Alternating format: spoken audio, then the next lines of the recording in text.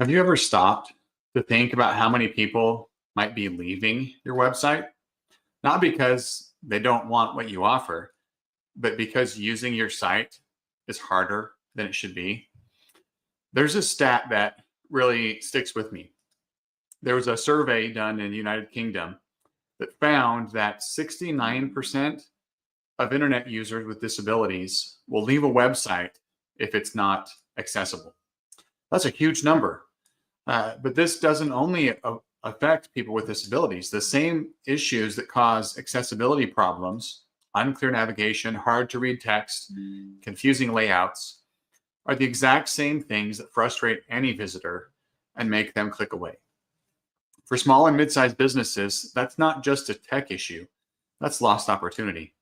Today, I'm going to be talking about how to make your website and documents digitally accessible without making it complicated or overwhelming. Hello, everyone. I'm Michael Kinnett, CEO and founder of Iternal Networks. And here at Iternal Networks, we believe in empowering businesses and individuals with the knowledge that they need to succeed. So every Friday at 1 p.m. Pacific time, I go live on all of our socials to discuss different technology and cybersecurity topics to help empower others.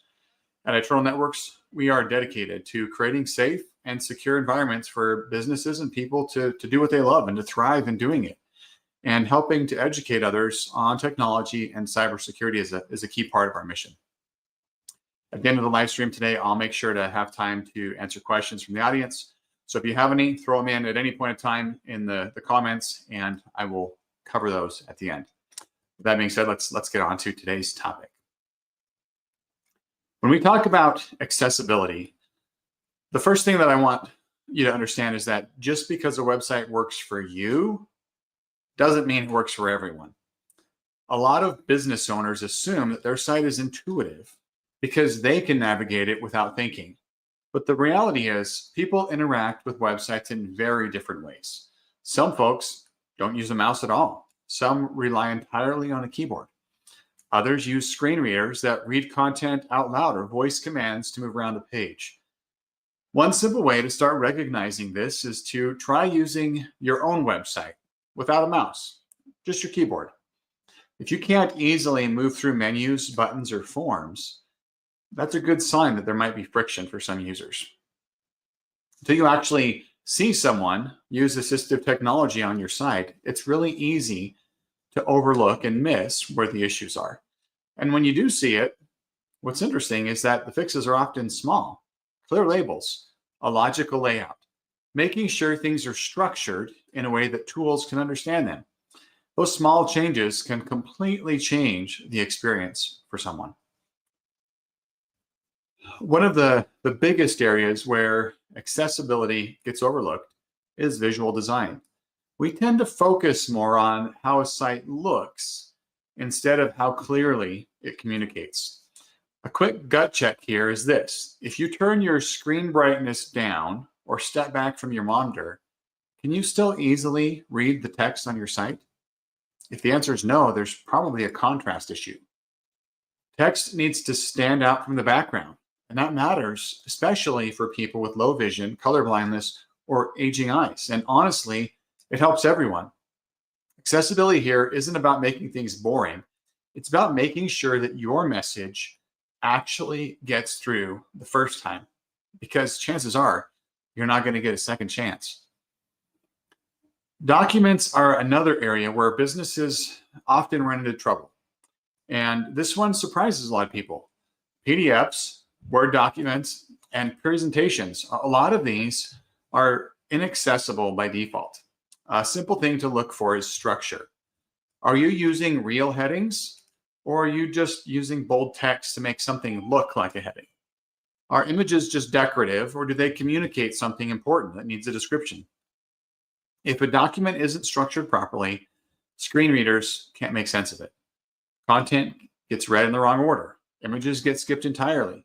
From the user's perspective, it's frustrating and sometimes impossible to use. The good news, though, is that most modern tools already have accessibility features built in. They just need to be used intentionally as you're working on building your site or your documents. Another part of accessibility that often gets overlooked is how easy your content is to read and process. A good test here is to ask yourself, how quickly can someone scan your page and understand what it's about? Short paragraphs, clear sections, and straightforward language make a huge difference. Using plain language isn't about dumbing things down. It's about being clear. It helps people with cognitive disabilities, but it also helps busy professionals who are skimming your site between meetings. Fonts matter too. If your content relies heavily on all caps, italics, or stylized fonts, that's often a sign that readability could be improved. Accessibility also includes people with hearing or mobility challenges, and this is where video and interaction design come into play. For video content, a simple rule of thumb is this: if someone watches your video with the sound off, would they still understand what's going on? Captions and transcripts make that possible, and they're easier to add than most people think. On the mobility side, keyboard testing is one of the easiest ways to spot issues. If you can't tab through your site on a logical order, or if buttons are hard to reach without precise mouse movements, those are real barriers that can usually be fixed with small adjustments. Accessibility isn't really just a one-time project. It's an ongoing process. Each time you update your site or add new content, it's important to test to make sure that everything remains accessible. Encourage visitors to provide feedback if they encounter any issues, and consider including an accessibility statement on your site to show your commitment and to provide contact information for our support. Accessibility gap insights can also be provided by analytics tools. When you notice users abandoning pages or forms, it's usually an indication of an accessibility or usability problem.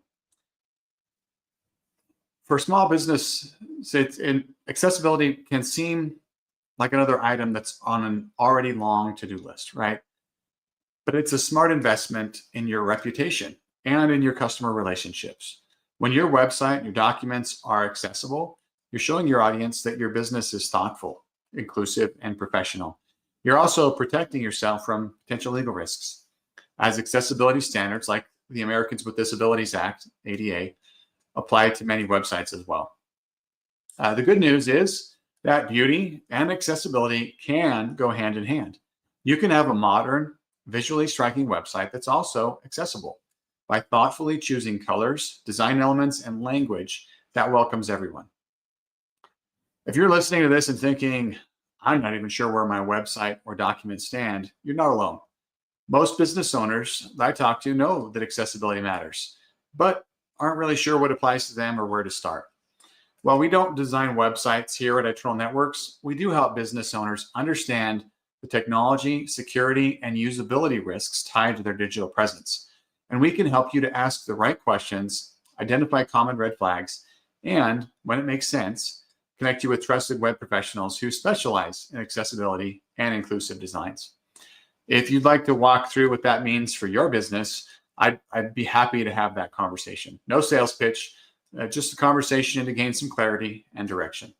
You'll find links to reach out and connect, as well as links to the full transcript in the chat and in the video description below.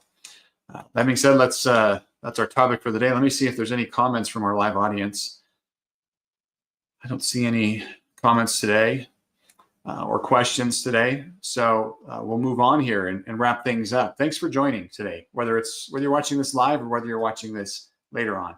If you found this information helpful, please let us know by giving us a thumbs up, a smiley face, something, right? Leave a comment with any questions or thoughts that you might have. Your feedback helps us to create more content that's valuable to you, which is why we do this.